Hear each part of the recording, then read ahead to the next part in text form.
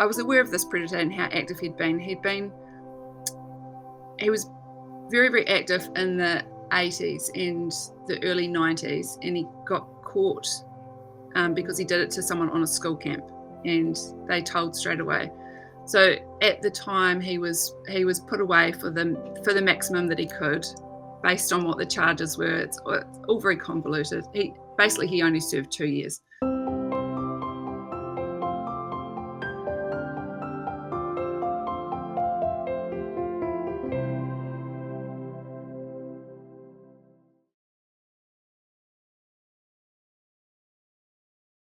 Hi, I'm Angela Williams. And I'm Katie Sudano. And I'm a survivor of child sexual abuse. And I'm a survivor of child sexual abuse. Welcome to Voice Up for the Voiceless. We're so glad that you've tuned in with us today. Our podcast centers around giving a voice to the voiceless and the issue of child sexual abuse, which we all know is a dark and deep subject, and it's often difficult to talk about. So our hope and our prayer is that we can shed light into the dark places, that we can give survivors a platform and a place to tell their stories, and that we can learn about the great work that's happening in this field in healing and prevention. We're here every week to break the silence. And today we're so excited. We have a guest all the way from New Zealand, and I'll have to ask her when she comes on I know it's tomorrow for her. Yes, what day it is. What day it is and what time. But we're so honored to have her. And her name is Sarah Chann. Yeah, we make sure we pronounce that correctly. But her work is focused on helping stressed and overwhelmed individuals expand their capacity to experience calm, clarity, and delight, as well as connecting with God for those that feel like guilt and shame get in the way of their faith. So she is a survivor. So we're going to hear her story and her triumph and now her amazing work. And when I hear that she's helping people connect with delight, I know for us that are survivors, we've had so much pain in our lives, so much grief. We don't say delight enough. We don't say that word. I know when you said it, I'm like, I don't think I say that. So so I say joy a lot, but I love the word delight. So we hope that during this podcast that you're going to get some delight, and we're real excited because she's going to do some exercises with us, and her life's work is helping people heal. So she's got an amazing story. So without further ado, we'll welcome Sarah on with us. Hi, Sarah. So good to see you. Welcome. Thank you. Do you know, when you both started and you said you were both survivors of childhood sexual abuse, I got chills. And I mean, obviously I'm the same, a survivor, and it's so incredible to be in this space and to share my story, and to be able to impact other people who've experienced or been impacted by the same. Well, that's what this is all about. It's like one voice helping another voice come forward. And so you're going to be so impactful for so many people. And we're just thrilled to hear your story and hear your life's work. Yeah, thank you.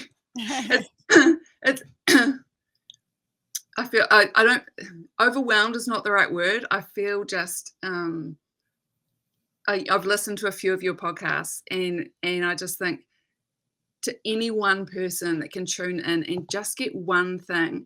I think sometimes, you know, as survivors on our healing journey, there are so many things, and sometimes we don't know where to start. And I think if you can just find the one thing that hits you and think, I can do that one thing today, that's what's going to help you on your journey. Yeah. So our one thing today is delight. Yes.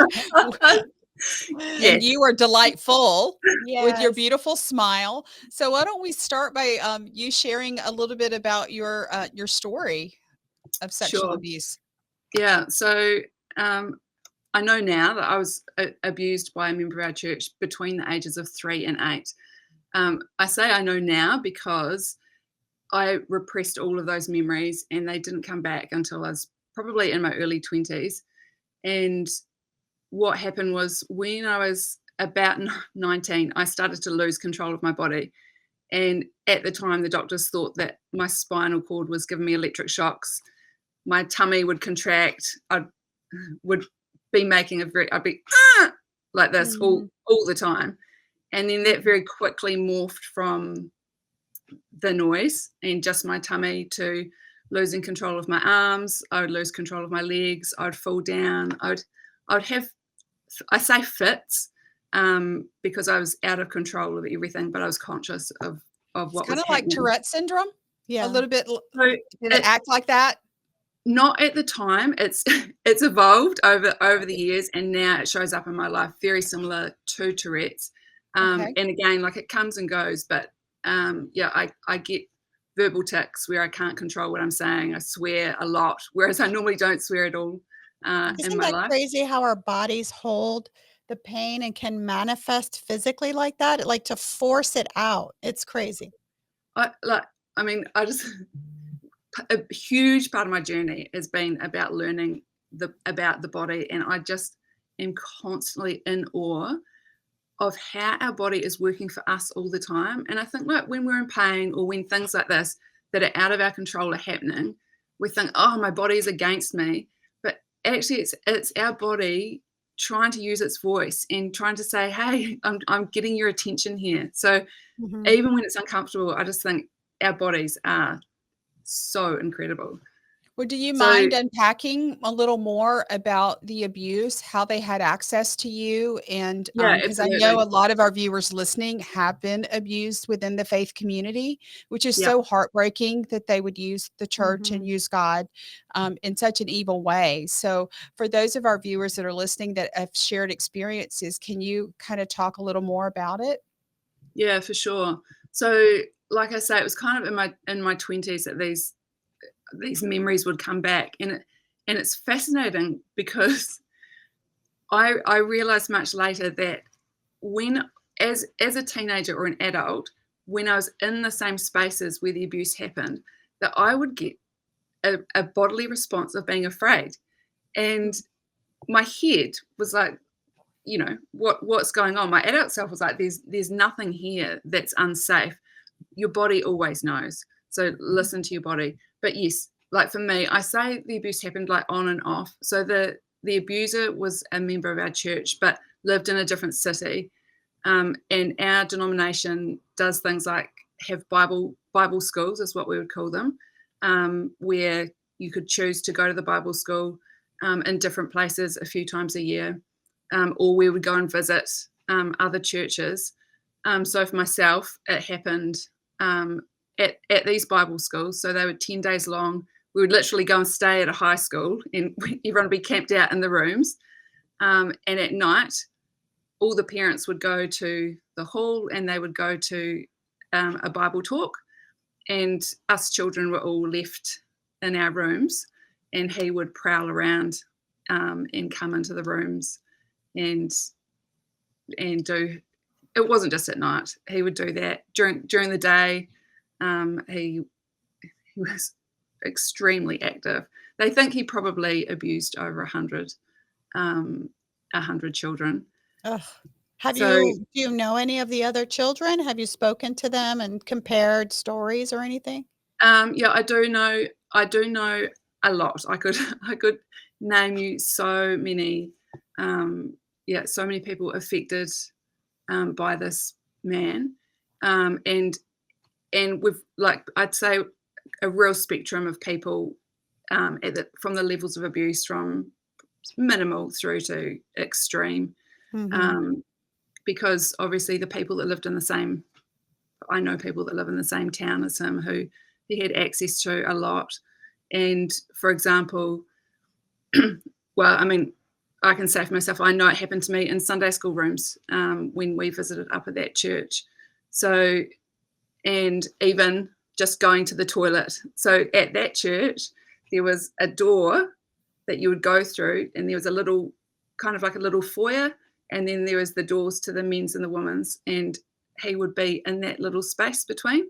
So at the time, the church has now put a window into that first door, but it's I hope they did more than just that. yes, but that they've done that obviously to turn prevent. it into a I space know, that, I'm kind of joking, but I at the know. same time. It's the Sunday school rooms the same. Like the doors have now got windows in them. Oh, There's rules good. around children not to go in there. But it's I point out that small space, right, between the church hall and the toilets, because predators are so sneaky. They will find you would think with 100 people milling around that there's no way that someone could access your child, and it's just not true. And they are so sneaky, and part of me has to wonder if a predator like that gets off on the fear of almost being caught, like they're being 100%. 100%. Yeah, for sure. Yeah. It's, Absolutely. yeah. So That narcissism that I'm not going to get caught, that the child's not going to tell because I have placed so much fear in them, or placed, so much anxiety over it being our secret, And and the placing the shame on the child. So absolutely. So all of that. Sorry, it's as well because he would say things like, "If you tell anyone, I'm going to get your sisters," or "It's your fault. Like you walked this way, you wanted it. If anyone finds out, everyone's going to know how bad you are." So again, it's those.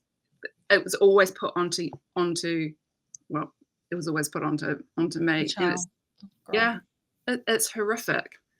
Yeah. And we're taught to, we're going to put out a podcast this Wednesday, with Allie, and we're just taught, and we teach our children to respect the elders and to listen to them. And you don't go against what they're saying or telling you. So of course it's like, it's that battle between you feel bad, it doesn't feel right. But then again, he's your elder, Absolutely. And when I was in my 20s, and one counselor that I had, she also counseled predators. And she said they're drawn to churches because A, like there's a lot of children, but B, the children are really taught to respect their elders and to do what they're told. And it's a smorgasbord for them. Oh, that's just a different kind of evil, though. So talk to us a little bit about, you said in your 20s, you started having physical manifestations of the trauma. Talk to us a little bit about how that came about and how you were actually able to break your silence. So, yeah, like I said, I would kind of fall down and have these fits, and I would do what I know now is dissociating. So it's like I was almost out of my body, and just these words would start coming out of my mouth. And I was always talking about like the man, and a lot of my body language was this, like crouching back, protect, arms up, like this kind of thing. And I was like, okay, I was aware of this predator and how active he'd been. He was very, very active in the 80s and the early 90s, and he got caught because he did it to someone on a school camp, and they told straight away. So at the time, he was put away for the maximum that he could, based on what the charges were. It's all very convoluted. He only served 2 years, and that's our justice system in the United States too. Yeah, so, it's all over the world. Yeah, it's crazy. If it even gets to the justice system. Yeah. So I was very aware of him, and I had friends who I knew who had been affected by him, and then I started to get more memories back of things that had happened to me, and I was always up. I was up in the corner of the room, looking down and seeing, what was happening to me. And so some of those things were small snippets, like him grabbing me on stairs, and then others were I had more of a from woe to go. I know what happened, and at the time, I was in my early 20s, and I was filled with doubt because I thought, I'd lived for however long, 20 years, with absolutely no memory whatsoever. And I know our bodies are extremely amazing. And I went through such a period of doubt and of going, is my mind just making this up? Is this just a story? Because I'd always been prone to depression. And as a teenager, I was not actively suicidal, but there was a lot of suicidal ideation. And I very, very strongly doubted, you know, that what was happening to me was, you know, what I was remembering, whether it was true or not. And so I would do kind of little investigations to work out, could this have happened? Because I remembered when I was 5 and it happening at our house. And I said to my dad is actually one person I was able to speak to about this. My mum, wow. I have struggled, even now, when I've done so much work, I struggle to talk to my mum about it. And Why? I think, and I say that my mum's probably going to watch this, she'll probably get upset, but I think the truth of the matter is, and my adult self knows this is not true, my child self blames her because I feel like she should have known and she should have protected me, you know. Mhm. And Have you had that conversation with her? so, you know, I went to the police a couple of years ago, almost 2 years ago now, and going to the police opened up more conversations with my parents. I think I've talked to them Okay. more about 2 years ago than I have before. Like I say, I would talk to my dad. I found it more easy to talk to my dad. I don't think I've ever, I'm just thinking about what specifically happened to me. I think people have been able to pick up things I've never specifically said. And I think I'm very conscious of, again, knowing how our brains work and how ideas can get implanted. I'm very conscious of not saying what happened to me to other people that I know have been hurt by the same person. Sure. Because, again, our brains can, this is the whole like repressed memory conversation, because they've done studies back in the past where they found that counsellors were actually leading their clients in a certain direction, and instead of giving space for the person to share what was happening, the questioning was leading in a certain direction, and the idea would be planted in someone's mind. Yeah, for sure. I was very aware of that when my own memories were coming up. I wasn't having any of that. I wasn't seeing a therapist or anything at the time, but because I was aware of that, I think it made me question my own memories even more. But like I said, I did talk to my dad. I said I remember it happening, you know, at our house when I was 5. Now my dad runs his own business, and he still had, like, 20 years later, the same computer system he had back when I was 5. And he could remember a job. He remembered this family coming down and coming to our house.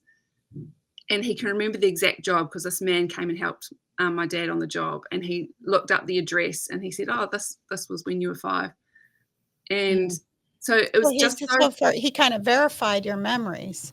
That's right. And it was just those little things of going, oh, okay, yeah, he can verify when I was 5, this man did have access to me. And I even found this guy's phone number. I looked it up in the white pages. I knew where he lived. And I rang him and asked if he remembered me. And he said he did. And then I asked him if he remembered abusing me. And he didn't admit that he'd done it, but he spent 10 minutes telling me that I had to learn to be a survivor and not a victim. Oh my goodness. Yes. Oh, Sarah, what courage you had to pick up that phone and call him. Yeah, no matter what he said or how he responded, what courage and what victory for you to stand and protect yourself. I know. Do you know, it was huge, even just hearing his voice, and the whole time I was like, I am not going to cry. I am not going to cry. Like, there's the whole conversation, and I was holding myself together because I was like, I am not giving him that power. You know, he's taken so much from me. He is not having my tears on this phone call. And as soon as I hung up the phone, I actually burst into tears. I was standing at the time and I cried so hard that I fell over on the floor. And I was wailing, you know, and there was something cathartic actually about ringing him and hearing his voice. And I still haven't faced him. I haven't seen him in the flesh. And Mhm. there's a part of me that is like, I know that I'm going to go and visit him one day and look him in the face and say, do you know what?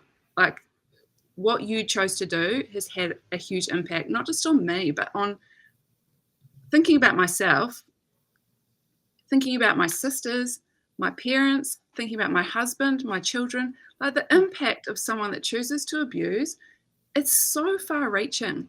It's a And it's ripple just, effect. Well, I I always know my say God story. reveals what he wants to heal. So he reveals it Yeah. in the time that you could receive it, you could accept it, you could step into it and do the hard work of healing, because it is hard work.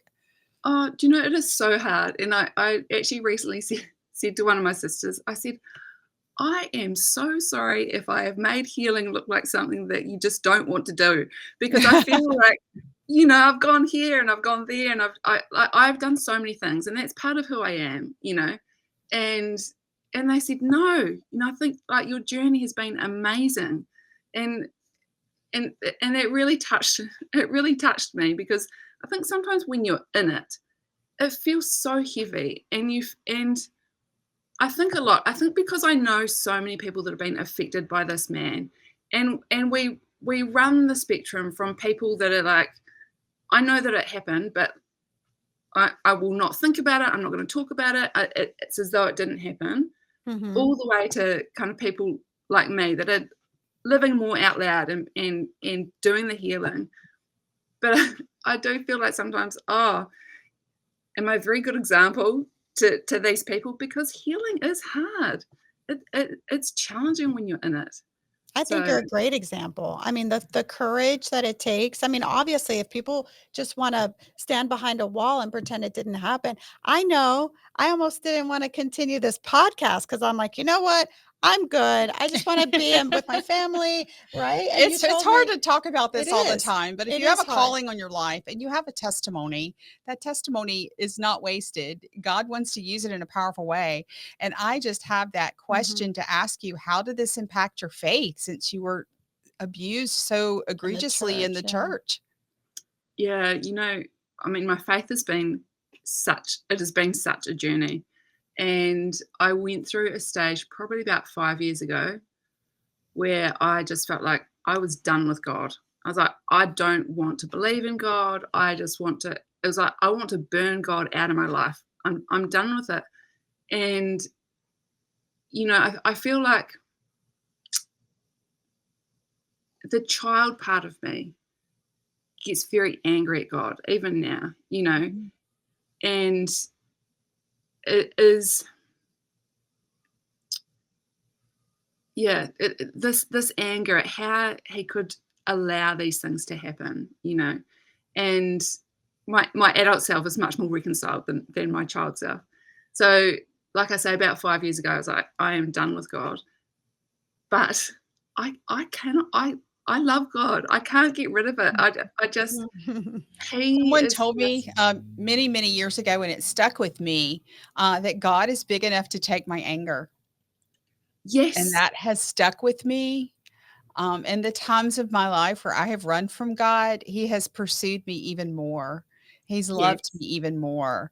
yes, So I hope that that somehow helps and resonates with that little angry girl inside, that God's big enough. He's not mad at you back. He understands our anger and he got yeah, angry. So that's an emotion that he gave us. yes, yes, So it's absolutely, okay. It's okay for yeah, us to be angry. And I hope you survivors out there, I hope you hear me. God is big enough to take our pain, our hurt, our anger, our disappointment. He's never disappointed in us. He loves us. He knows Mhm. that we are all doing the best we can to heal. And he So didn't allow it. yeah, Satan and the Yes, evil the of this enemy. world works through people. So, so for Sarah's story, I hope that it rings in your life that you can't run away from God. He's always going to be there, and Mhm. He's always going to love us. So, well, yeah, I'm excited to absolutely. hear more about the healing journey, the other side. So, take us from at 20. How did you deal with those physical, I guess, challenges that you were facing with your body? Yeah, so I at the time when everything was coming out, I was studying and working. I was studying to be a radiation therapist, which is in New Zealand. That's the planning and the treating of with radiation for cancer patients. And the course of study was part working 6 months working in the hospital and 6 months studying like the bookwork over a period of 3 years. And I was like, it was hard to get into the course. I am not doing this course. So I was like, I will show up at work and I will do everything at work, and then I can break down when I'm at home. So that's kind of how it went. I would pull myself together and go to work, and then I'd come home. I'd actually sit in my room, and just these memories would assail me. And so I have tried all sorts of things. At the time, I did do counselling and saw a psychotherapist, and talk therapy has never worked particularly well for me. I think I'm very wary of talk therapy and how it's possible to simply sit in a place where you're just talking about your experience over and over and not actually moving forward out of it. I call it rehearsing the curse sometimes. Absolutely. And I think it almost just molds it further Get into your body. re-traumatized sometimes. Yeah, it does I think traumatize so. us sometimes. I would And tell, it traumatizes the person you're telling it to, too. yeah, sometimes they can't even handle it, even though they're sitting there listening to it. But I would tell my family, I'm like, why do I want to go talk to someone and have them cut the wound open, watch it bleed, and then have the therapist go, oh, how does the bleeding make you feel? I don't want to do that again. Well, and that's what society wants us to do. They want us to go behind closed doors for an hour a week and heal. Like, really, that's, I think, the necessity of this podcast. And I'm not saying all therapists No, therapy's absolutely. wrong. Therapy's good. Good for me. Therapy's good. But as a whole, when you're talking about this topic of child sexual abuse, it's kind of like, I don't want to think about it. I don't want to hear about it. I want you to go behind closed doors for your hour a week and get your healing. The stigma of it.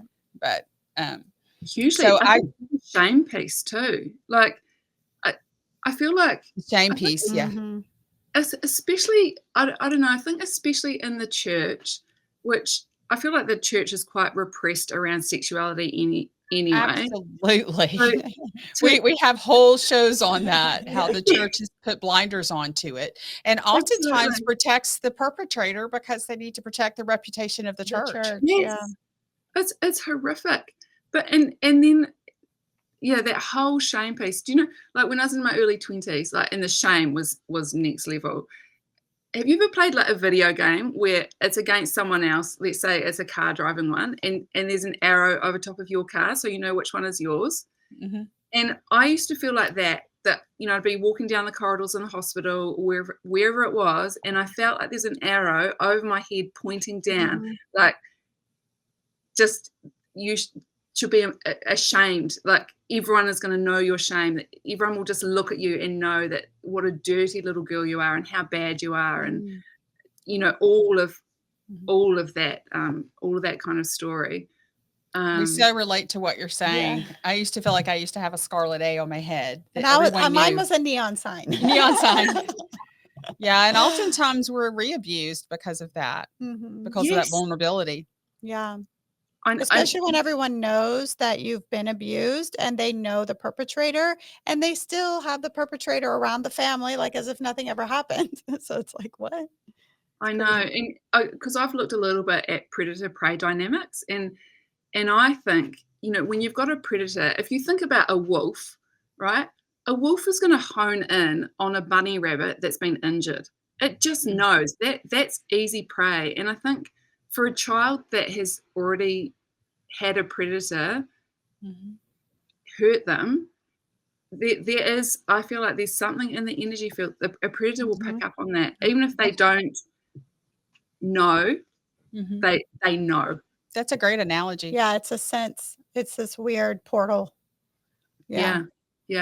So what has been, and I kind of feel like I resonate with what you said about, talk therapy. I don't think one therapy works. You can package it where this is what you need to heal from child sexual abuse. I think everyone is so different. Everybody's experiences and trauma are on such a continuum that it's all different kinds of healing modalities. And it's also different seasons of your life. God Mhm. wants to heal different things. Yeah. And I think we talk about the rose petal. I was starting to say onion, Yeah. but the rose petal that just keeps peeling back those layers that need to be healed. I'm 59 years old and I'm still healing. So I just, but tell us a little bit more about your work and how you're working with not just survivors, but those that deal with a lot of anxiety. Yeah. So again, this has all come through like my journey in realizing that it's our body. Like we're a very mind-driven society, really. We really think intelligence and thinking is incredible. And I'm not taking away from that. Like it Mm. is. But actually our body holds our beliefs, and it's our body that stores our memories. And when we're disjointed and we live from this very like a brain heavy way where our mind is telling us this and that, we can be A, dissociated, but B, we get all these feelings in our body and we don't know what to do with them.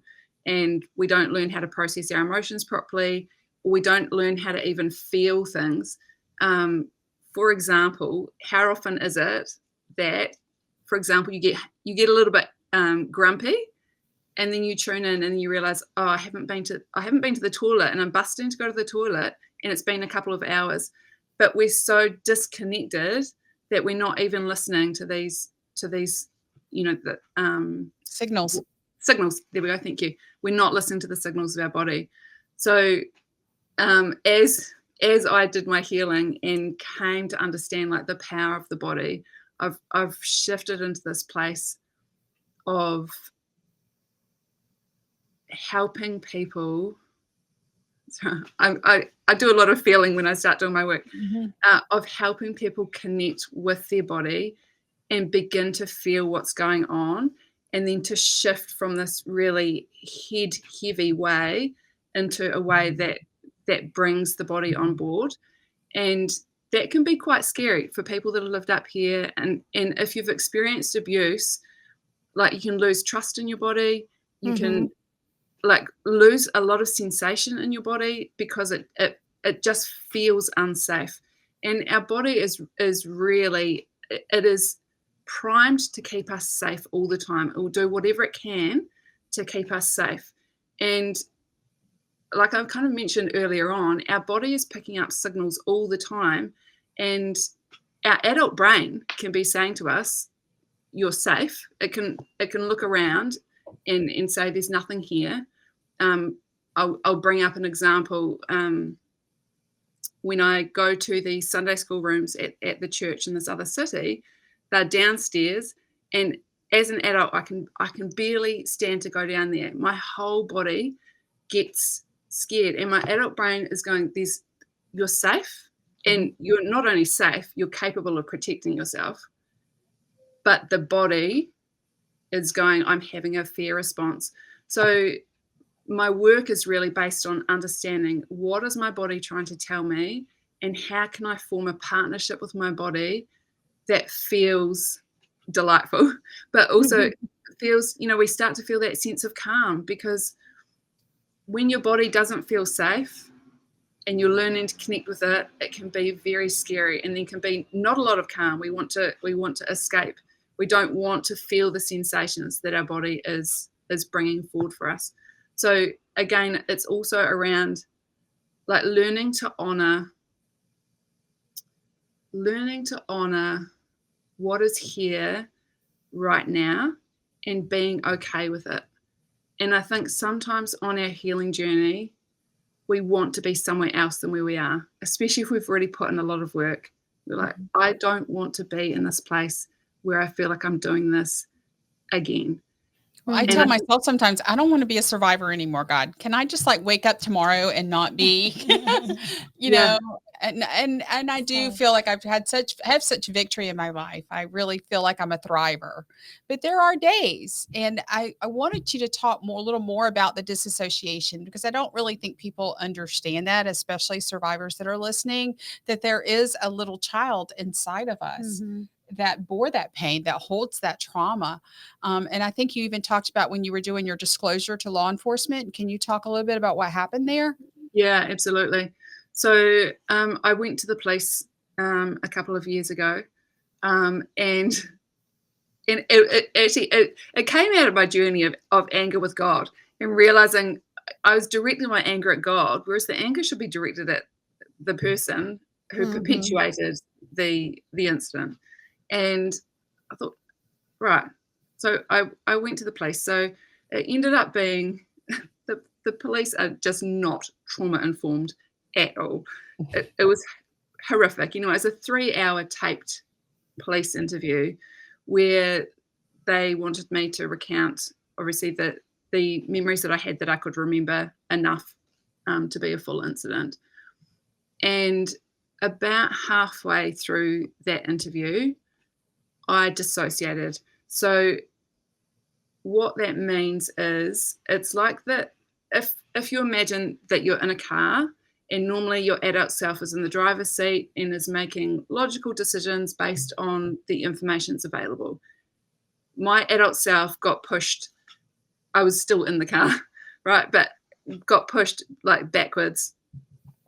The child self who the abuse had happened to was in the driver's seat. So my tone of voice changed, my posture changed, the words I could even speak changed.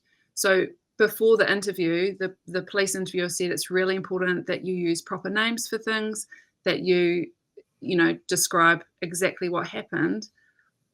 When my child self took over, the ability to voice that went out the door. So I was, like I say, I was speaking in a different way. And when I say like my adult self wasn't pushed out of the car, because that can sometimes happen, you can dissociate so completely, you're not actually aware of what's going on. My adult self was still there and aware enough of what was going on to see. And my adult self was like, these are the words we need to say. And my child self was like, I don't even know those words. I don't know those words, so I can't say them out loud. And this was to do with... It's incredible how our minds... And did you see it filmed? Did you go back and watch it? Did you watch yourself change? No? No, I don't think, to be honest, I don't know. I don't know if I could do that. Yeah. I'm sure it would be very painful. I know. It's happened to me where I had a little girl come out. I don't remember anything. Like with you too, you told me and I'm like, what are you talking about? Like I had no idea. It was like I was in a different time, space, and reality. It was like it never existed. And I had full on conversations and I don't remember any of it. Yeah. And that's just for anyone listening, like that's full dissociation. So we can dissociate a little bit. Like I was saying, I would say I went into quite a dissociated state with my child self coming forward, but I still had that awareness. So sometimes we can not even have the adult awareness. And then sometimes it's simply we can feel the child taking control, but our adult self is still kind of almost in the co-driving. Sometimes there's situations where they're both sitting there and sometimes I think wrestling for control. And I think if you're in a safe environment where you're with someone that's able to hold you, whether that's your partner or whether that's a therapist or whoever it is, letting that child self come forward. And I think letting them speak is powerful, so powerful and for healing. And I mean, it's the whole name of this show, like Voice Up for the Voiceless. You know, when you're a child and your voice gets ripped away from you, it's up to us as adults, as we heal, to find the places where we can give that child a voice and to find places, and I really can't emphasize this enough, where we feel safe to do so. We work with a great inner healing counselor. And I think the most beautiful thing that she does is she does hold that space open for that child to come forward. And what I have found in my own work is that child has a lot to say and it has a lot to surrender and to give up. and has a lot to almost, you want that child to be integrated, you know, because there's this battle inside, like you said, the wrestling of the two, the bad, the good, you know, the shame and the victorious. And so, you know, Yeah. they And the need a space confusion. I and the think the little confusion ones to are come together confused, and yeah. say, it's okay. It wasn't your fault. I do a lot of ministry work myself and healing work. And I always tell them, I said, would you ever punish a 3-year-old? You know, for allowing someone to abuse them? Would you logically look at a 3-year-old and try to get them to understand that's the age that you were abused? That's the age that my abuse started. And so I began to have compassion, you know, and grace for myself. It's like, as a little girl, I did the best I could. You know, Yes. I held a lot inside for a very long time. My abuse lasted for 14 years. So that's a long time to wrestle with that and to kind of keep that secret and that beach ball underwater, and to try to put on the mask that I'm okay and function and make good grades. And so Yeah. it's a lot for survivors to deal with on a And just for ongoing our basis. audience, and maybe for me too, because I'm still kind of working through all this. When you were in that space of telling the detectives your story and the little girl part came out, do you feel like that's a protective mechanism, or was that just like she had to get it out? Because, like, where do you, and I know I'm speaking directly to you, but I think in general, why do we have a part come out? Yeah, I think so. I really firmly believe, and again, this comes back to what I see as the wisdom of the body and the way God created us, is that nothing is going to come forward unless we've got the capacity in some way to work with it. And I think sometimes it doesn't feel like that, because we can feel sometimes like we're drowning or it was too much. I think these parts come forward because we as adults are ready to hear their voice. And I think for me, in that situation, for my child self to be speaking out loud to an authority figure, like the police being kind of the ultimate authority figure in a small child's mind, then there was actually something, as hard as it was, there was something that was also very empowering, because I'd been told, that child self had been told never to tell. And here that child self was using their voice in a place that required actually a lot of courage. And I think this bears all of us really thinking about, you know, healing requires courage, and it doesn't matter where you are on your journey. If you've decided that this is what you want to do, that you are going to heal, I applaud you. And I say, please see how courageous you are, because I think often we can discount our own courage. We can discount how amazing it is that we're willing to do the work that is so challenging. And I think we as adults don't want to be out of control or lose control. So we constantly suppress that child within us, that, you know, in fear that we are going to lose control, because most survivors, that is their MO. We have to control everything because we can control nothing as a child. Yeah, for sure. So I get called a control freak a couple of times. More than I want to admit. I've never been in control. Never, ever.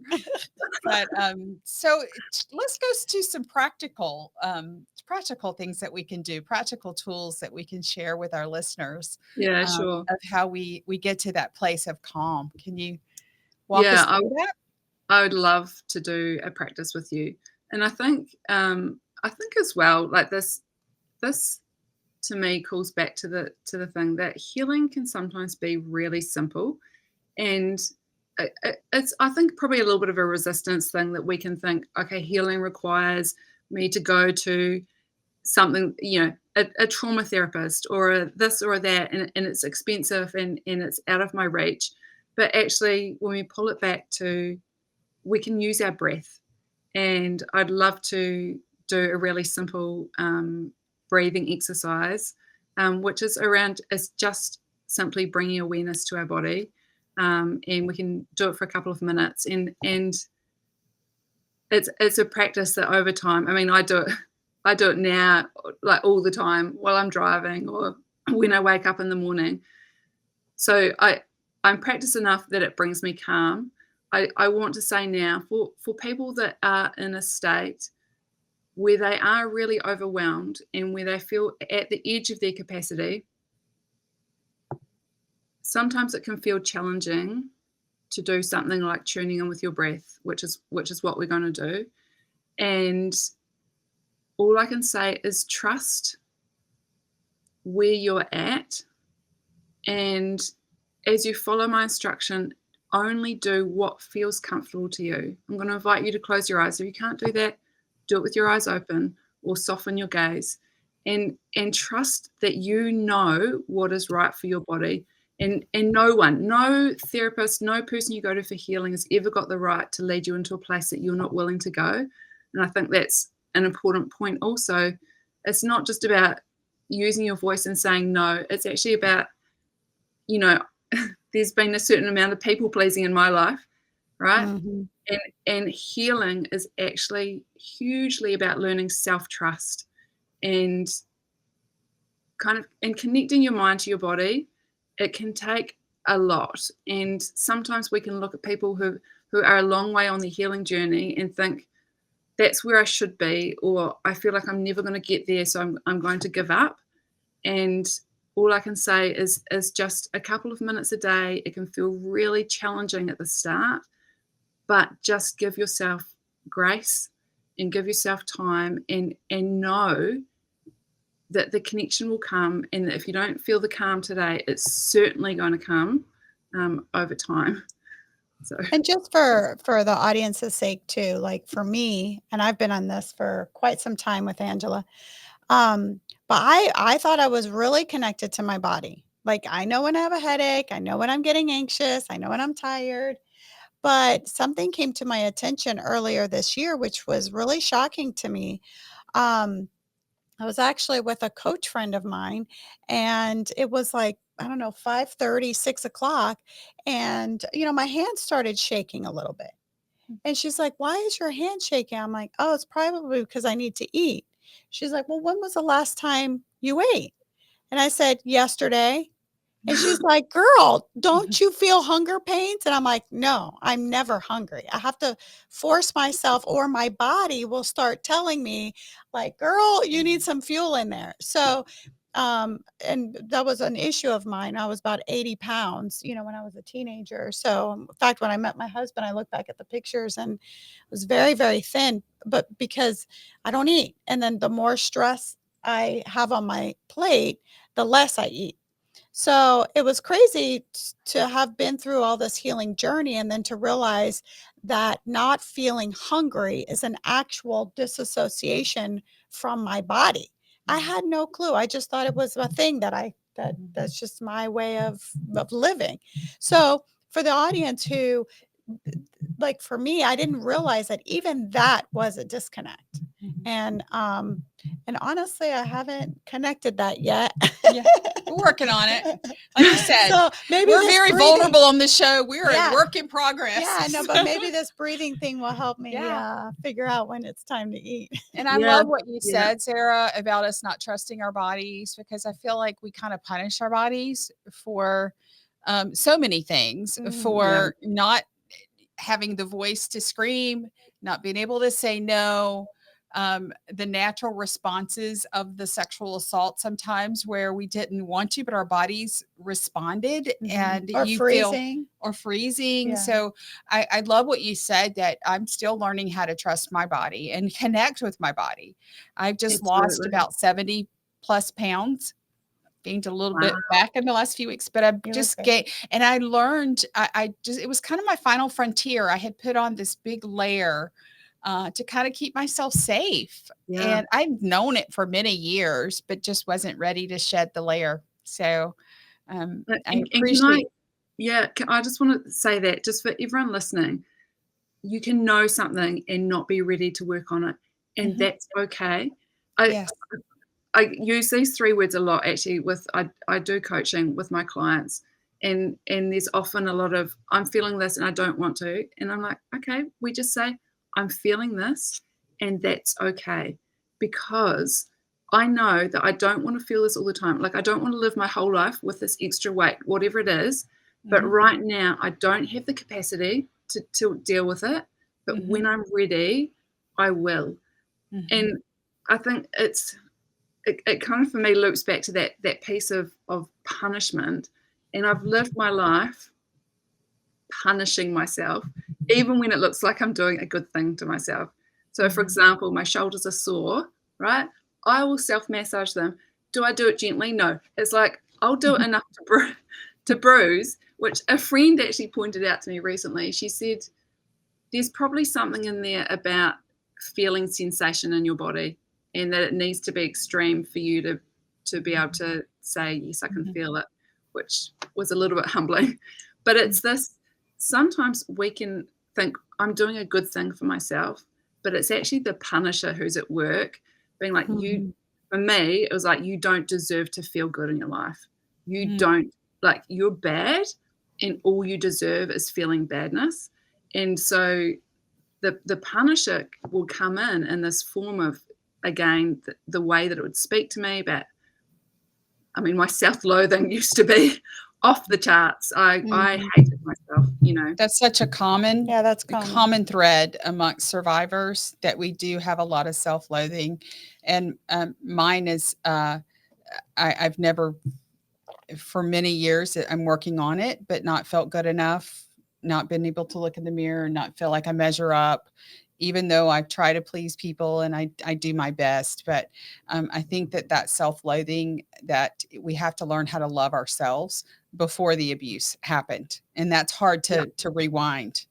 Yeah, absolutely. And I think the biggest thing, like for me, because we run patterns in our lives, and it actually, I mean, I find this interesting, but you know, if the abuse happened before the age of 7, so between the ages of 0 and 7 is when we're actually forming our identity. And if your abuse happened in those years, being an abused person actually forms part of your identity. And so when we're healing and going through those layers, we're actually coming up against, who am I as a person? And who am I as a person? A bad person who doesn't deserve to feel good. And so untangling that, I'm in no way detracting from people whose abuse might have happened when they're a teenager or even as an adult. So please don't mistake me. It's horrific whenever it happened. But 0 to 7 in particular, that's the formation of who you are as a person. And so it's really unsurprising that we have these patterns that show up like over and over. We heal. I heard you talking about the rose petal. It's better than the onion analogy, isn't it? But Yeah. we come back to it again and again, because it's actually part of the core of, it's become part of the core of who we are.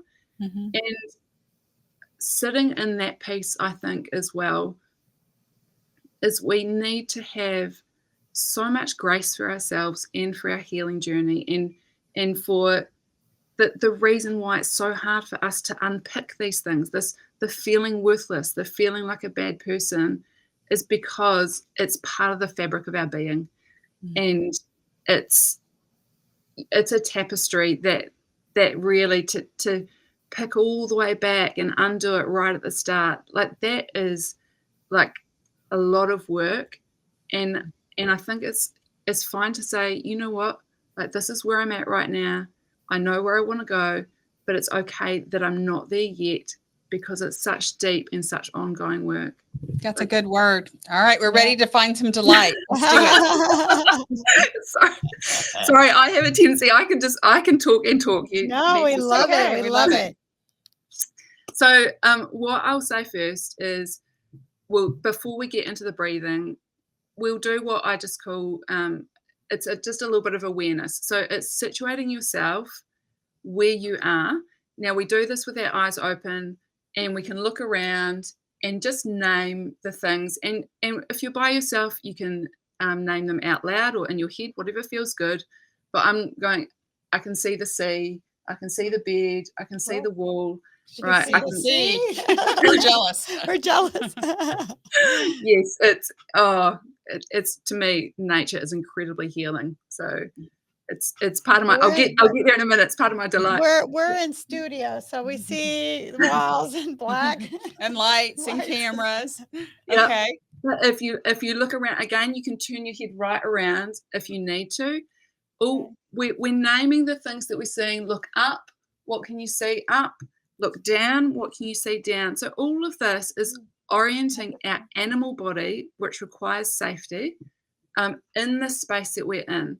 So then when I'm leading you through this, for some people, it's going to feel unsafe to close their eyes, or they might start to connect with their body and then get a little panic. So then they can open up their eyes again and go, okay, I can see the wall that I just saw before. It's okay. I know where I am. So that it's part of just helping to calm the animal body and let the animal body know, yep, I know where I am. Okay. Does that make sense? Yes. Yes. Good. Okay.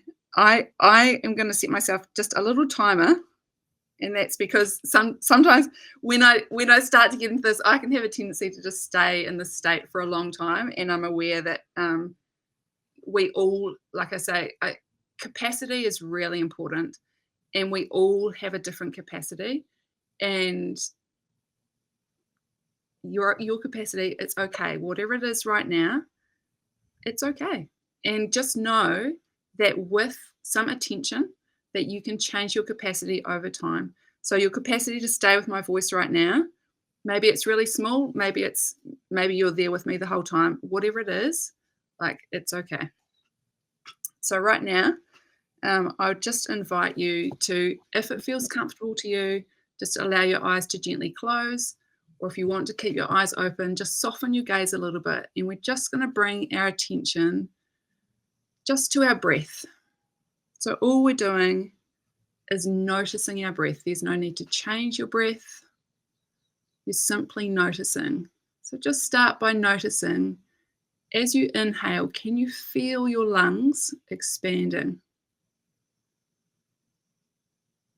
And as you exhale, can you feel your lungs start to constrict? And for many of us, our breath, we can feel like we can't get a full breath, and that's okay. Just breathe to your capacity where you are right now. Just noticing your breath. And just notice as you breathe in, what parts of your body move as you breathe in. Just noticing. Can you feel your shoulders move with each breath? Can you feel your tummy move? And for some of you, like, your tummy won't move, that's okay. Maybe you're just feeling your breath in your chest. Just noticing what sensations you can feel. Just see if you can bring your attention to your nose or your mouth, wherever you're breathing in. Just see, can you notice and feel the breath as it enters through your nose? Can you feel the sensation of your breath on the back of your throat? All we're doing is noticing. And now as we shift our attention from our breath just to our body really briefly, can you feel the seat that you're sitting on? Can you feel the difference between where your body is supported by the chair or the bed that you're on and where you are supporting yourself? Can you feel the air on your skin? And bring your attention all the way down to the soles of your feet. Can you feel maybe the ground beneath you if your feet are on the ground? What parts of your feet are supported?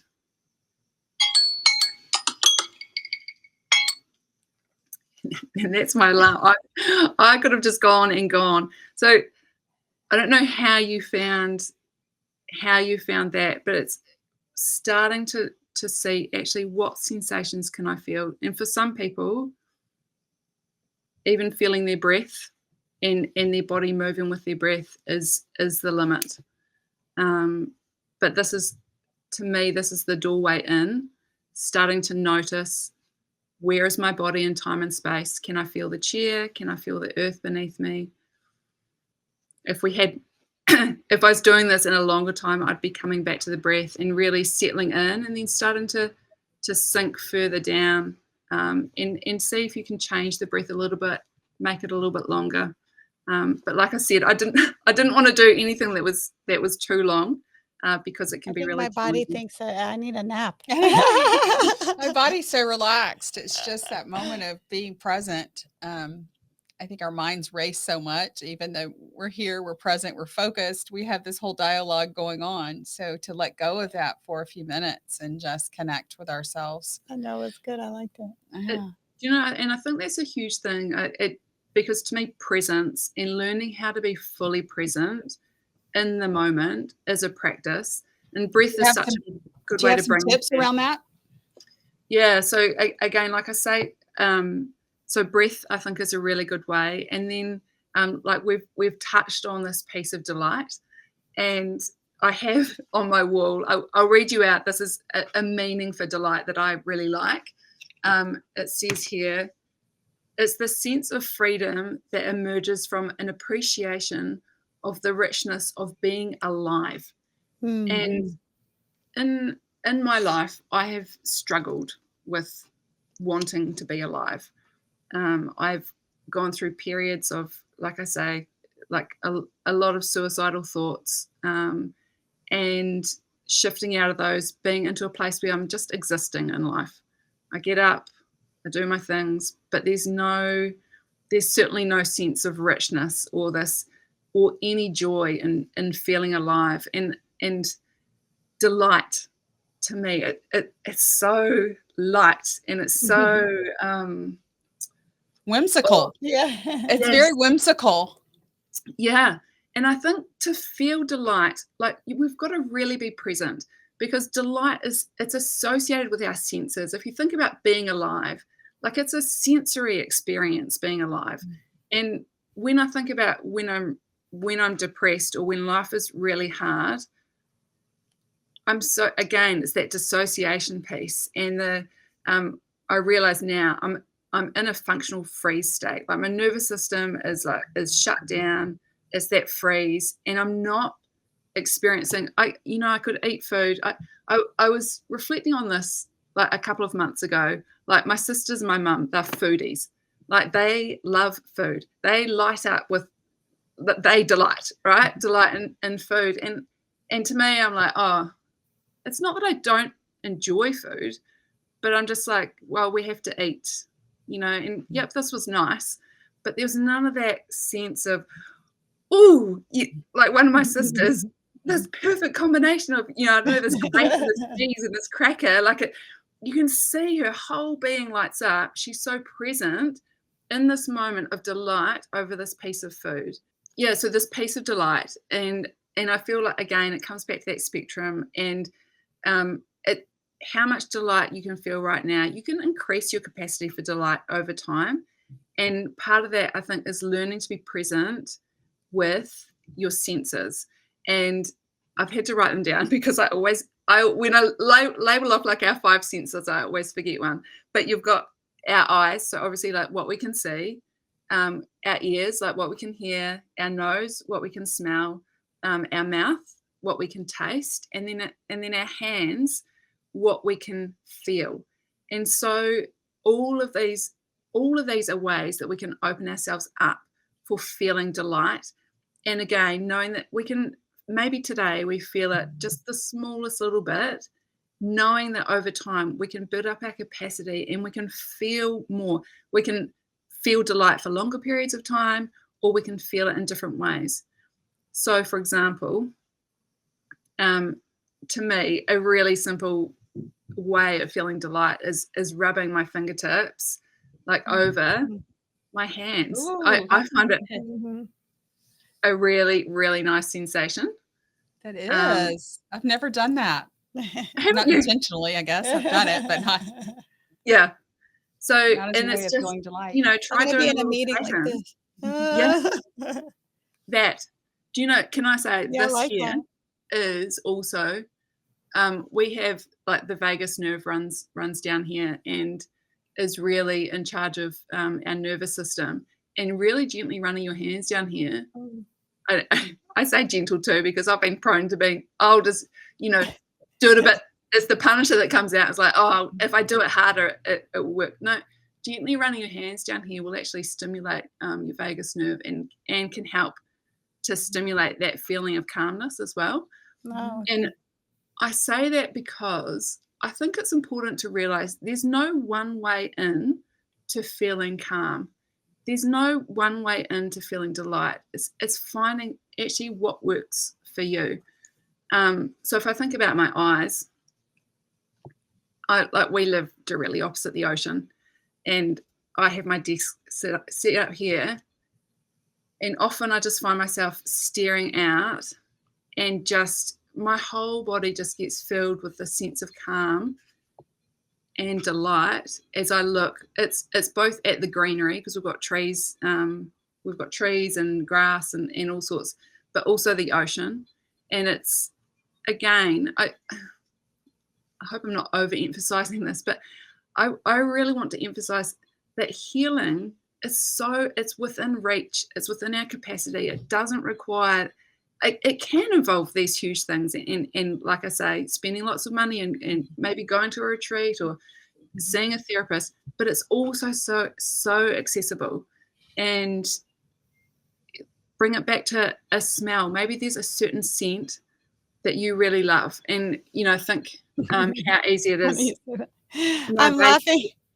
I'm laughing because I love to do laundry, and a lot of my friends are like, "You're crazy," but I love laundry because every once in a while I'll just bring everything. I love the Oh, smell of laundry, even though it's yes. probably bad chemicals, but I don't care. It's like, but yeah, it does. It soothes me. I Yes. just love it. And there's so much power in understanding that for yourself, right? This is something that soothes me. This is something that actually brings me that sense of delight and aliveness. And again, like it can be so accessible. And when we learn, so for example, when we have a practice of using our breathing to connect with our body, what we can start to do is find an internal place, and it can shift around. It's not always in the same place, where we feel the sense of calm or of peace. And I always say to people, once you've felt it once, you know that you'll be able to find it again in the future. Because sometimes we're like, oh, I felt that thing once, and then I've never been able to get there again. If you've felt it once, right, you can feel it again. And so going, okay, it's possible for me to feel calm in my body. And sometimes what we can do is we can help ourselves by anchoring in that feeling. So if we feel it once and we're breathing in and out, we're like, okay, I can feel the sense of calmness. We can use something like a sound or a scent. So for example, I've got like a essential oil little roller. So when you feel it in your body, then you could be like, okay, I'm going to smell this now. And then what your body starts to do after you've done that a few times is it will tie the smell to the sense of calmness inside your body. So Neuroplasticity. then you can be like, I'm having trouble. I can't access the calm. Okay, smell this and then see what happens. So we can use this anchoring to help our bodies to access states that we find help us, but feel a little bit inaccessible. And we can even do this with, it is an NLP technique. I think it's called anchoring. Neuro-linguistic programming. Yes. And so I originally learned this technique back when I was in my 20s. So this was at the time my tics were showing up as I would lose control of my arms. I could have 6 teenage boys holding down my arms, right? They were strong, and I could still be moving them like this. It amazed me. Our bodies are so incredible. But a medical herbalist that I visited taught me, he said, a few times a day, when nothing else is happening, put your thumb and your fingers together and say to yourself, I'm okay, I'm in control. There's that in control piece, right? I'm okay, I'm in control. I'm in control. Yeah. And so I would do that a few times a day, and really it was linking this message of every time these three touched, it was telling me I'm okay, I'm in control. So then when my arms would start flying, if I could do that straight away, my arms stopped. Amazing. It was incredible. Also, what was interesting was that my friends clocked on to the fact that this would happen. If they forced my fingers and thumb together, it wouldn't work. It had to be me, which sounds crazy, but it wasn't always easy because I would not always have control of what was happening if I could force those together. So the reason I bring that up is, again, think about what state do you want to be in. Many of us are living with really activated nervous systems where if we even think about the abuse, let alone talk about it, like our whole body can get a whole variety of sensations. We might find our muscles start to get tight. We might find, I think, like for me, shame would kind of rise up from my solar plexus up into my chest. And it was this, I'd feel, I'm just trying to put words to the sensation, just almost like bubbles inside my chest, really uncomfortable. Yeah, I feel nauseous. Yeah. Yeah. I get that fear sensation a lot of me. My abuser was extremely brutal. And so that fear, I could feel it like in my body. Whenever I got into unsafe situations. You've given us some great tools. I know, that's amazing. I really like that. And I hope for you guys that are listening that this is helping, because we just don't know what we don't know. You know? Well, and also too, we are survivors, but maybe you don't know you're a survivor, and then you hear something, see something, smell something, and you get triggered. Yeah. Now you'll have the tools to kind of get through that. For example, I was in the day before I was going to church, someone had called me and told me that my abuser was in the state of Georgia. And I'm like, oh, okay, great. It was fine, whatever. And then they said, oh, and they're going to go to church with me. And I'm like, oh, okay, well, what church do you go to? And they said, my church. And I'm like, you go to my church? And they were like, yeah. And he's going with you. Okay, I was fine. I thought it was a little weird that they would call me and tell me that they're bringing this person who perpetrated me. I go to church, everything's fine.